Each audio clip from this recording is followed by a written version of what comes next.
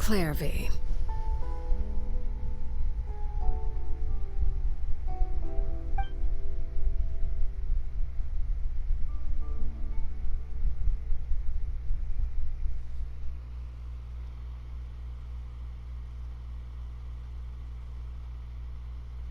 Can we talk now?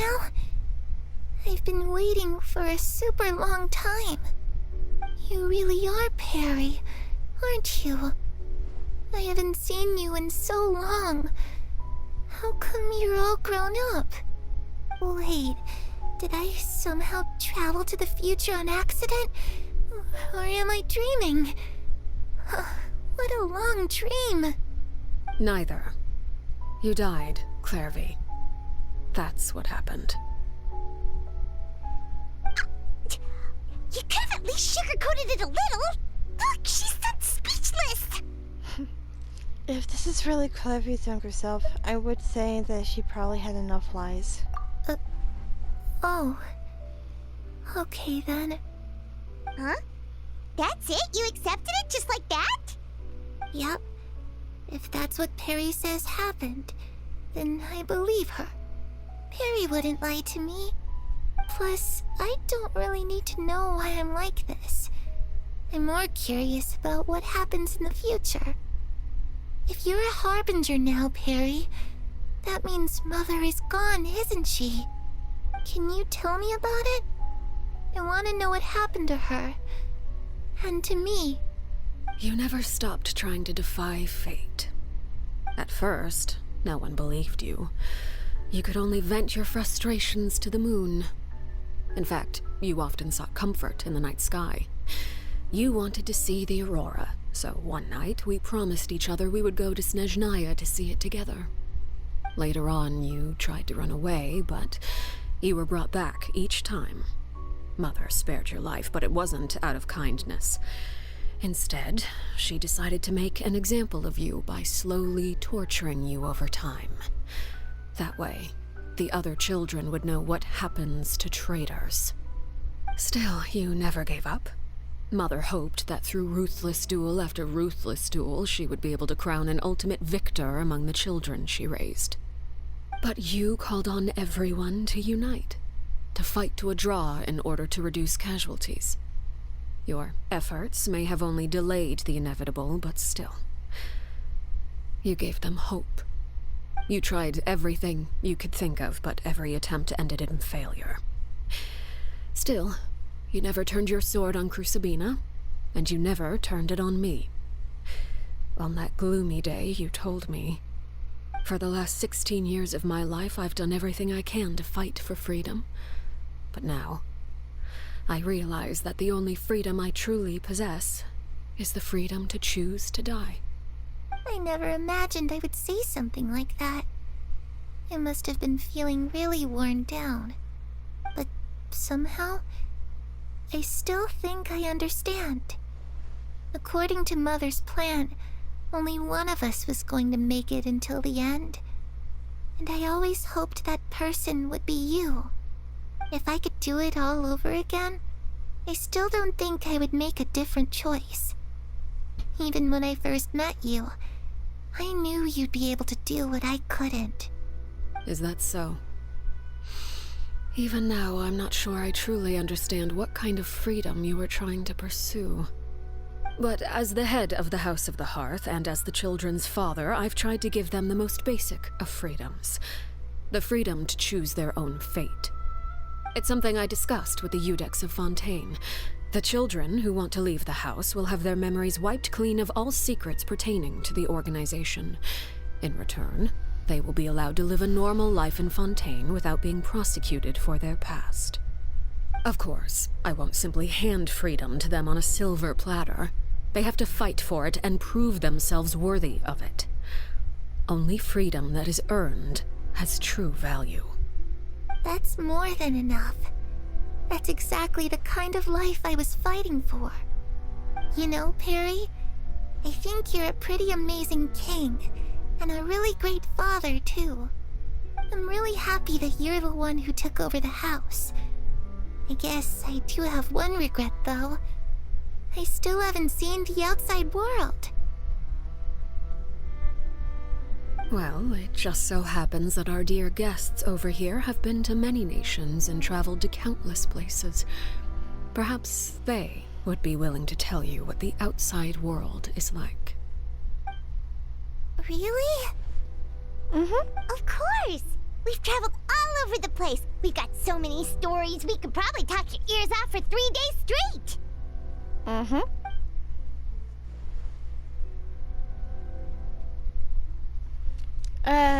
Let's talk about the land of Animo first.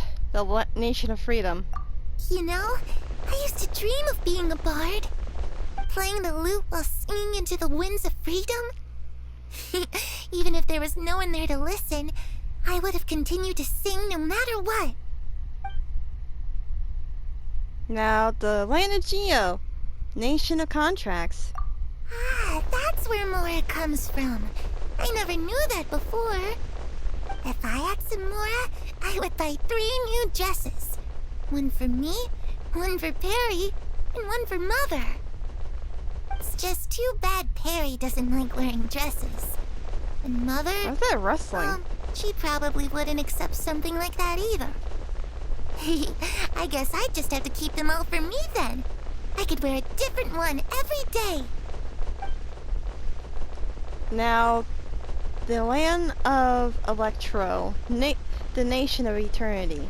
Those yokai you mentioned, what do they look like? I once saw a drawing of this one guy with horns on his head and a super scary face. Are there any yokai like that? That sounds like Sounds Arataki like you're Ito. talking about an Oni. Yep, we've met one, and let Paimon tell you, they're not nearly as scary as they look. Now, the land of Daitrio. Nation of Wisdom. I was always too afraid to skip Mother's fighting lessons. But at the academia, I bet you could do all sorts of secret things in class. Things that have nothing to do with studying. I'm just kidding. Being able to study whatever you want without having to fear for your life actually sounds pretty great. Now, finally, Fontaine. The land of The justice. situation was super dangerous. Lenny and Lynette were accused of committing a crime, and they were going to have to stand trial at the Opera Epicles. Oh no, that must have been hard for all of you. What happened next? Don't worry, we were able to turn the situation around super quickly, all thanks to Detective Paimon, of course. How'd you do that? Come on, tell me. Okay, so it was like this. After the failed magic show, we rushed to the scene and...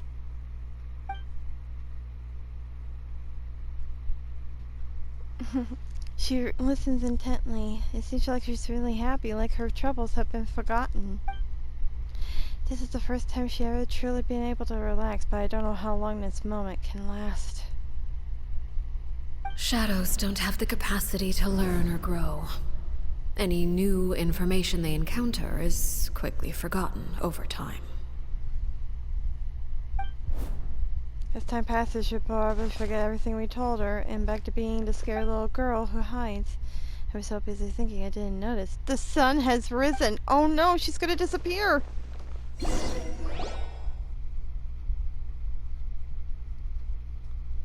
Or will she finally...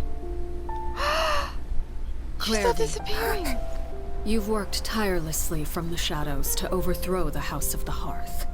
Now, by my authority as the Knave, I shall announce how this matter ends. You are hereby expelled from the House of the Hearth. You are no longer tied to this place, nor are you bound by its rules. You're saying that I can finally leave? Yeah. I get to experience the outside world as well? Yeah. Yeah. Oh, I almost forgot. There's no getting older for me. Still, seeing who you grew up to be makes me really happy, Parallel. Take care of yourself. Goodbye. May we meet again someday. by Chloe. She was finally able to be free. Clairvy. She left so soon. Paimon didn't even get to finish her story. I also have certain sentiments left unsaid. I wanted to tell her that the aurora I saw in Snezhnaya was just as beautiful as the ones in the pictures. You should have told her. But a shadow's memories reset at dawn. Had we delayed any longer, we wouldn't have had the time to say goodbye. Oh. Whatever regrets may linger, let them be lost to the coming of a new day. Lenny? Father? It's Linny! Hey, Linny! Why did he only come back What is alone? he doing back here? Let's go check it out. Why is he alone? What happened to Flemit and Lynette?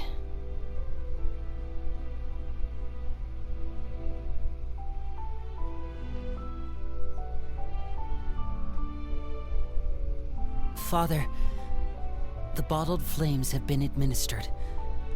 Filial and the others have left the house. And you? What have you decided? Thank you for giving us that choice, Father. But we never wanted to leave the house. It's the only home we've ever known. Lynette and Fremine feel the same way. They're recuperating back at the Hotel Bouffe d'été. But I decided to come back and tell you where we stood. I'm sure you're well aware of the expectations I have for you. I want you to follow in my footsteps and become the next king of the house. Yet you seem to have different ideas. I must admit, I'm rather surprised by your decision to stay. There's nothing wrong with choosing to live a quiet life. Leading this organization is a heavy responsibility, one not so easily carried by someone forced onto the throne. I just never understood what you saw in me. What made you believe I was deserving of that throne? You're brave, talented, and, most importantly, you cherish your family. You would do anything to protect them, even if it costs you your life.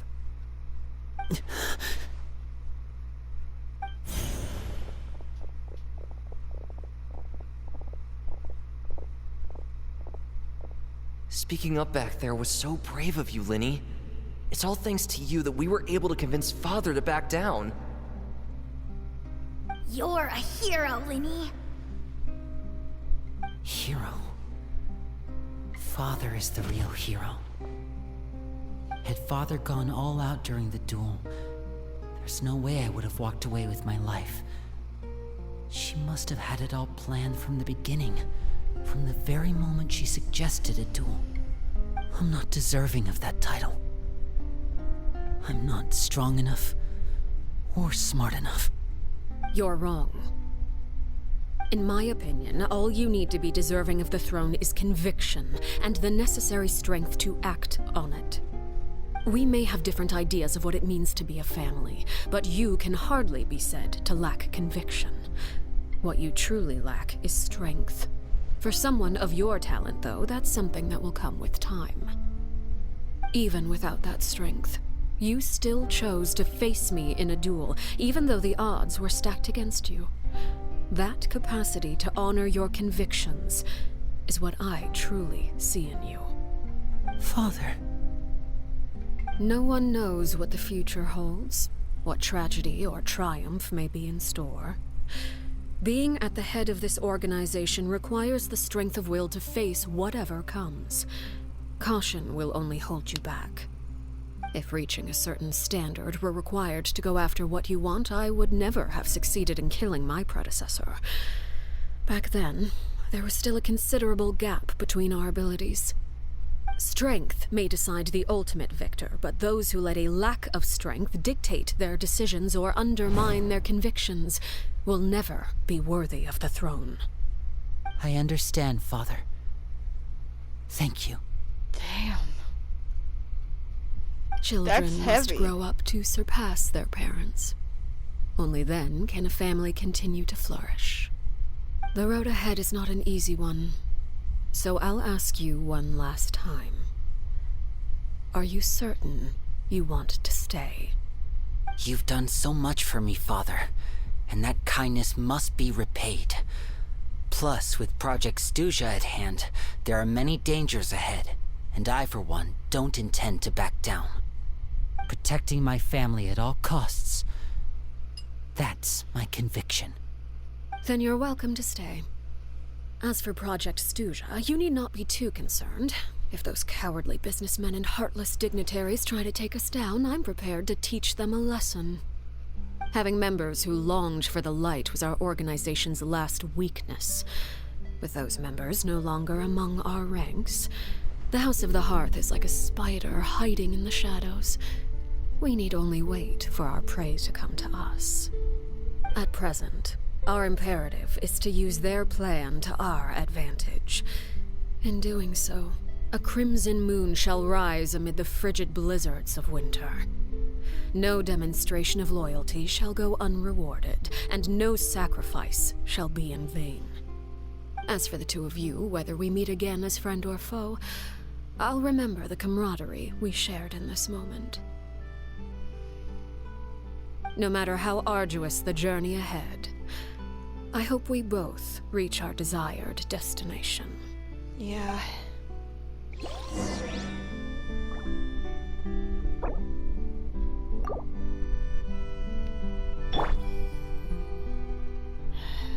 That was rough.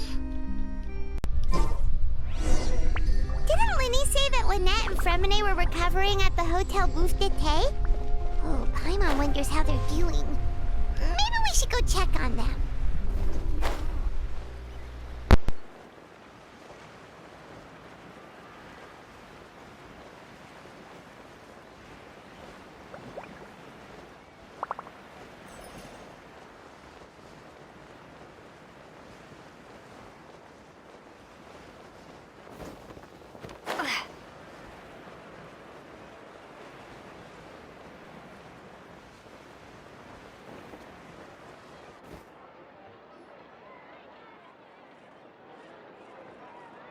Lynette? Fremine? How are you feeling? Much better. Whew, what a relief! What about you? Are you feeling alright?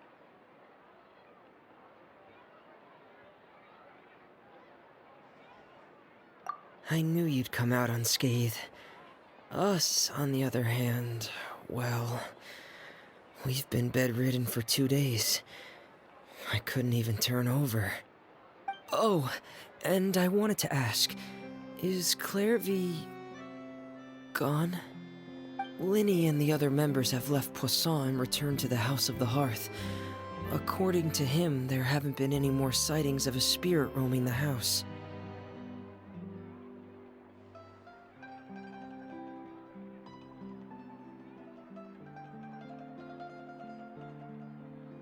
I see. I'm glad. Father came to check up on us 2 days ago and told us about what happened with Crusabina and Clairvy. Actually, I've met Crusabina before.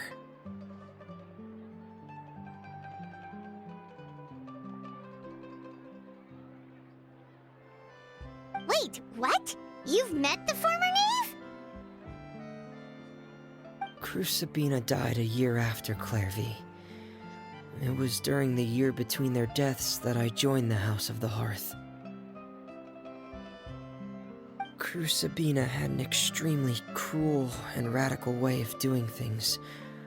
While she was alive, the atmosphere in the house was suffocating.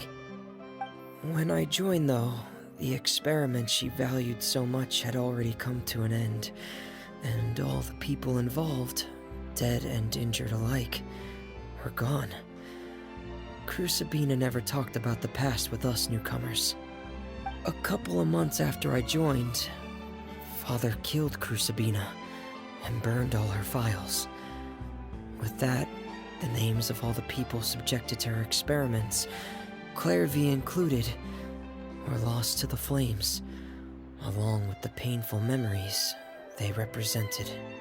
Father took in Lenny and me a couple months after that, but she never mentioned anything about Crucibina or Clairvy. It really seems like something she was planning to keep to herself. The last time you talked to her, did she mention why she kept it a secret for so long? She said she didn't want us to be affected by the darkness of the past. She was worried we'd develop a false sense of gratitude towards her if we knew about it. The foundation of a family should be free of any corrupting influence. Whatever happened in the past, it has nothing to do with who we are now. And that's what Father told us in the end. But I still thanked her for everything. It was only after hearing about what Crucibina did that I finally realized how insignificant our lives could have been.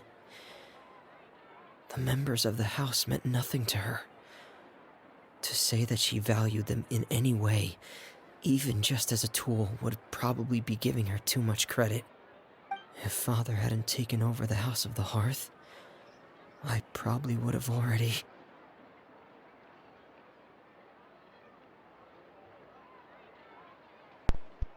She saved you in the end. Father rarely brings up the fact that she saved us. She doesn't believe that being indebted to her should be what ties us together.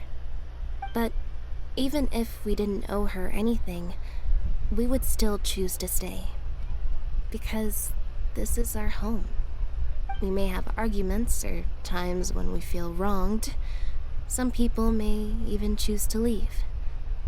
But as long as Father is here, we will always have a home. Whether the path before us is bathed in sunlight or shrouded in shadow, we'll follow Father wherever she chooses to go. So I wanted to say thank you for helping us make it through this crisis. Without your help, we could have lost a lot more along the way. Oh, wow. Oh, we didn't do anything, really. Just invite us back as guests and we'll call it even. Of course. You're welcome anytime. Are Filio and Nantoy okay? I actually saw them at a cafe this morning. They didn't recognize me. From what I could tell, they were drinking coffee and talking about one of the operas that started running recently. They seemed happy. If I had to take a guess, I would say they finally found the kind of life they always wished for.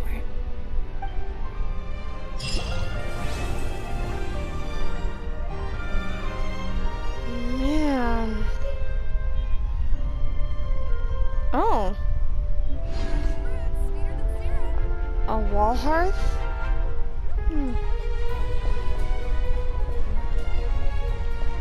Wow. I guess that's it. Thank you all for watching. If you like this, please hit that like button and comment down below.